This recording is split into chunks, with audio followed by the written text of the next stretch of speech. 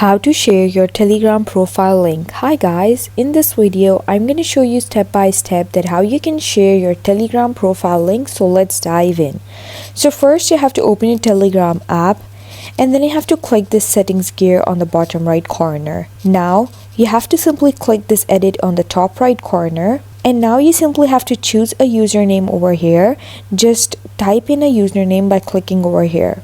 Now just type a username over here, and once your username is set, you can just share it by clicking this link over here. So first you have to just choose a username that isn't taken, and I'm going to choose any username that isn't taken over here. So let's find one and make sure that it is not chosen by any other person. So you can see this is available. Now once you have the username set, so for sharing your profile link for Telegram, you must have a username on your Telegram. Only then you can share your profile link. Now once the username is created, you simply have to click done on the top right corner, and then you have to click this link over here. You can see this link opens a chat with you. Just click this link, and then you simply have to just copy the link and send it to people that you want to share it with.